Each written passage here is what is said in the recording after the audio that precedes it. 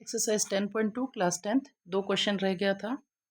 Question number 12, इसमें हमें एक ट्रायंगल दे रखा हुआ था जो सर्कल को सर्कमस्क्राइब कर रहा है। इसमें BD की लेंथ 8 सेंटीमीटर गिवन थी और CD की लेंथ 6 सेंटीमीटर गिवन थी और यहाँ पे हमें AB और AC की लेंथ फाइंड करना था। तो इसमें सबसे पहले हम लोग सपोज कर लेते हैं let AF is equals to AE is equals to X centimetre. ऐसा इसलिए क्योंकि ए जो है एक पॉइंट है और ये ए एफ एक टेंजेंट है, A E is also tangent. तो tangent from common point are equal in length.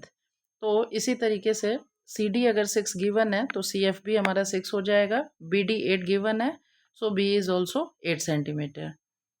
तो यहाँ पे सबसे पहले हमें ए बी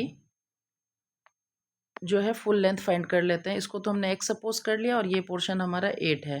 तो A B is equals to 8 plus X और ए बी को मैंने स्मॉल सी नाम दिया है क्योंकि ट्रायंगल में ये वर्टेक्स सी है। सी के ऑपोजिट वाला साइड जो होता है वो स्मॉल सी हो गया, ऐसे ही ए के ऑपोजिट वाला साइड स्मॉल ए हो गया और बी के ऑपोजिट वाला साइड ए सी जो है वो स्मॉल बी हो गया।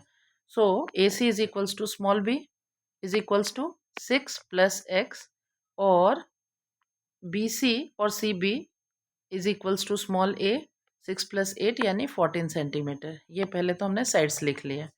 अब इस ट्राइंगल का पेरीमीटर क्या होगा? ए प्लस बी प्लस सी होता है हमारा, ए प्लस बी प्लस सी होगा। तो ए हमारा 14 था, बी हमारा 6 प्लस एक्स था और सी हमारा 8 प्लस 8 था। तो इन वैल्यूज़ को जब मैंने लाइक टर्म्स को ऐड किया 14 प्लस 6 प्लस 8 ये 28 आ गया और 2x प्लस एक्स 2x हो गया। तो इनका सेमी पेरीमीटर निकालते हैं पहले हम लोग। सेमी पेरीमीटर यानी 28 प्लस 2x अपॉन 2 करना है। तो यहाँ पे 2 कॉमन ले लेते हैं। तो इस तरीके से 2 कॉमन ले लिया तो ये हमारा ब्रैकेट में 14 प्लस एक्स आ गया और 2 कॉमन लेकर के डिनोमिनेटर के 2 को और इसको कट कर दिया और सेमी पेरीमीटर हमारा 14 प्लस एक्स आ गया। नाउ हम लोग एक चीज़ देख सकते हैं इस ट्रायंगल में कि ये ए ओ सी एक ट्रायंगल है, बी ओ सी एक ट्रायंगल है और बी ओ ए भी एक ट्रायंगल है। तो area of A O C plus B O C plus B O A is equals to area of A B C होगा।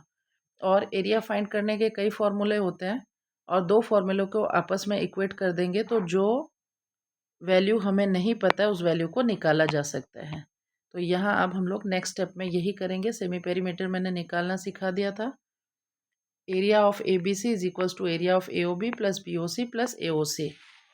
अब एक और चीज़ यहाँ पे बताना है, इस ट्रायंगल में ये ए सी जो है वो बेस हो गया और ये ओ एफ जो कि रेडियस ऑफ द सर्कल है वो हाइट हो गया। ऑल्सो यहाँ पे O D radius of the circle is height and C B is base और इस ट्रायंगल में ओ ई वो भी एक रेडियस है तो वो हो गया हमारा हाइट और ए बी हमारा हो गया बेस। तो हम लोग क्या देख रहे हैं कि हाफ बेस इंटू हाइट वाला फॉर्मूला अगर हम लोग लगा रहे हैं इस side area of A O B का, area of B O C का भी और area of A O C का भी, तो half is common in all और हाइट भी सभी में कॉमन है क्योंकि हाइट इज इक्वल्स टू यहाँ पे रेडियस आ रहा है हमारा। तो हमने हाफ और हाइट को कॉमन निकाल लिया और रह जाता है हमारा A B plus B C plus A C यानी कि पेरीमीटर। और पेरीमीटर हमने फाइंड कर रखा था 28 प्लस 2x। तो जब हमने इस तरीके से इसको डिवाइड कर दिया और यहाँ लेफ्ट साइड में area of A B C में मैंने हेरोन्स फार्मूला यहाँ पे यूज़ कर लिया है क्योंकि मैंने बताया कोई भी दो ट्रायंगल के फार्मूला को इक्वेट करेंगे तो हम लोग जो टर्म नहीं गिवन है उसको फाइंड कर सकते हैं। तो s की वैल्यू हमने 14 प्लस एक्स निकाल रखी हुई है और s minus A into S minus B S minus C class 9th में हमने किया था। तो ये s minus A S minus B और s माइनस सी कैसे आए ये मैं रफ में आपको दिखाती हूँ। s minus a semi perimeter हमारा था 14 प्लस एक्स माइनस ए की वैल्यू 14 थी तो प्लस 14 माइनस 14 कैंसिल होके s minus A is equals to X आ गया। s माइनस बी हमारा क्या हो जाएगा 14 प्लस एक्स माइनस बी हमारा 6 प्लस एक्स था। ये क्योंकि एक साथ दो टर्म है बी में इसलिए इसको पहले हम लोग ब्रैकेट में रखेंगे माइनस जब भी करते हैं। अब जब ब्रैकेट ओपन होगा नेक्स्ट स्टेप में तो साइन ब्रैकेट के अंदर वालों का चेंज हो जाएगा। तो ये 14 प्लस एक्स ही रहेगा, ये -6 हो गया और ये माइनस प्लस माइनस एक्स हो गया। इस तरीके से एक्स और एक्स कैंसिल हो गया, 14 माइनस 6 8 आ गया और एस माइनस सी हमारा इसी तरीके से x and x cancel, 14 minus 8 6 आ गया। तो हमने क्या किया, फॉर्मूला में पुट किया 14 plus X is equals to semi perimeter था तो एस की जगह ये वैल्यू पुट किया। एस माइनस ए हमारा एक्स था वो वैल्यू लिखा, एस माइनस बी हमारा 6 था वो वैल्यू लिख दिया, एस माइनस सी हमारा 8 था वो वैल्यू हमने लिखा। अब 6 8 48 इंटू एक्स, 48 एक्स इधर लिख दिया और ये ब्रैकेट में था, इसको एज इट इज़ रहने दिया। और दूसरे साइड हमारा कॉमन ले लिया था हाफ को और हाइट को, और यहाँ पे पेरीमीटर हमारा 28 प्लस 2x था। अब 28 और 2x में से अगर 2 को कॉमन ले लिया जाए तो 2 बाहर आ गया हमारा और ये रह गया 14 प्लस एक्स। और ये जो रूट है हमारा, ये रूट अगर राइट साइड में चला जाएगा तो राइट साइड में जो भी वैल्यू है उसका स्क्वायरिंग हो जाएगा। तो ये 2 तो पहले से था और ये 2 कॉमन लेकर के आया हमारा, 2 इंटू 2 4 हो गया बाहर में, और 14 प्लस एक्स है हमारा। यानी कि कहने का मतलब है 48x ब्रैकेट में 14 plus X is equals to 2 into 2 जो था वो 4 अब हो गया, और इस तरीके से हमने स्क्वायर ब्रैकेट के अंदर एक और ब्रैकेट पुट कर रखा हुआ है। अब इसका यहाँ इसका मतलब होता है इसका भी स्क्वायरिंग होगा और इसका भी स्क्वायरिंग होगा। तो 4 का स्क्वायर हमारा 16 हो गया और इस वैल्यू को अभी मैंने स्क्वायर नहीं किया, इसको एज इट इज़ अभी रहने दिया। क्यों ऐसा किया अभी नेक्स्ट स्टेप में आपको समझ जाएगा, क्योंकि अगर आप सीधा a plus B whole square का फॉर्मूला वगैरह लगाएंगे तो बहुत बड़ा नंबर आएगा जिसमें कैलकुलेशन मिस्टेक हो सकती है और रॉन्ग होने के चांसेस हो सकते हैं। तो यहाँ पे अभी मैंने क्या किया, ये सारे तो मल्टीप्लाई के फॉर्म में, 16 लेफ्ट साइड में डिनोमिनेटर में आ जाएगा और 16 3 ज़ा 48 होता है। सो 48x जो है हमारा 3x हो गया, 16 भी हट गया, 48 भी हमारा रिड्यूस होकर 3x आ गया। यहाँ ब्रैकेट में 14 प्लस एक्स था, यहाँ 14 प्लस एक्स स्क्वायर है, यानी इसको हम लोग दो बार लिख सकते हैं, 14 plus x into 14 plus X. तो इन दो में से अगर एक को लेफ्ट साइड के डिनोमिनेटर में हम लोग ले आए तो ये 14 प्लस एक्स और ये 14 प्लस एक्स हट जाएगा, कैंसिल हो जाएगा, रह जाएगा हमारा 3x is equals to 14 plus X. तो ये x हमारा लेफ्ट साइड में आकर के 3x माइनस एक्स 2x हो जाएगा और 14 अपने प्लेस पे है। 2x is equals to 14, x is equals to 7। तो therefore A B is equals to B E plus A E, and B E यहाँ पे हमारा 8 था ही क्वेश्चन में गिवन, x की वैल्यू 7 आ गई है, 8 प्लस 7 15 सेंटीमीटर आ गया। Similarly A C is equals to A F plus C F, A F हमारा x था और सी एफ 6 था, x की वैल्यू 7 है, पुट किया वैल्यू हमने, आंसर इज 13 सेंटीमीटर। और लास्ट क्वेश्चन इस चैप्टर का क्वेश्चन नंबर 13। इसमें गिवन है एक क्वाड्रिलेटरल है ABCD सर्कमस्क्राइबिंग अ सर्कल।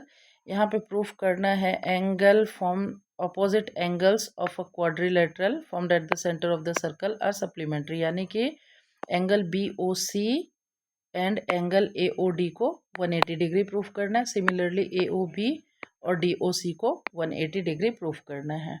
तो हम लोगों ने प्रीवियस किसी क्वेश्चन में इसी तरीके से सॉल्व किया था। सबसे पहले POB और BOQ को कॉन्ग्रुएंट प्रूफ कर देते हैं। OQ is equals to OP radius, OB common, and PB is equals to BQ tangent from the same point. तो इस तरीके से ये दोनों ट्रायंगल हमारा कॉन्ग्रुएंट हो गया। कॉन्ग्रुएंट है so angle 1 is equals to angle 2। Similarly we can proof angle 3 is equals to angle 4, angle 5 is equals to angle 6, angle 7 is equals to angle 8।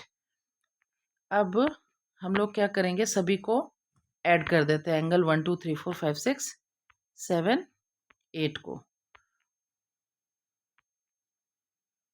सबको ऐड करने पे 360 डिग्री होगा, क्योंकि around a circle sum of angle around a point sum of angle is equals to 360 degree.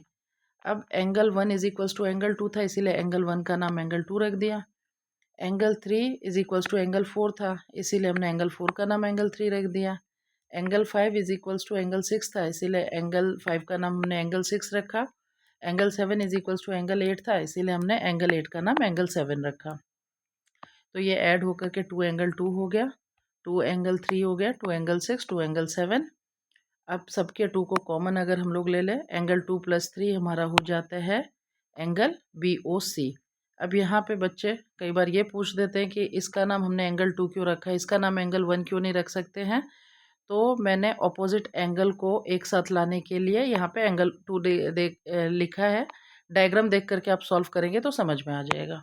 तो यहाँ पे angle 2+3 को BOC कह सकते हैं, एंगल 6+7 को AOD या DOA कह सकते हैं। 2 जो है राइट साइड में जाके 360 को डिवाइड करेगा, 180 डिग्री आ गया। ऑपोजिट एंगल्स का सम हमारा 180 डिग्री आ गया, यानी कि sum of opposite angles are a supplementary. और सिमिलरली हम लोग AOB प्लस COD को 180 डिग्री प्रूव कर सकते हैं।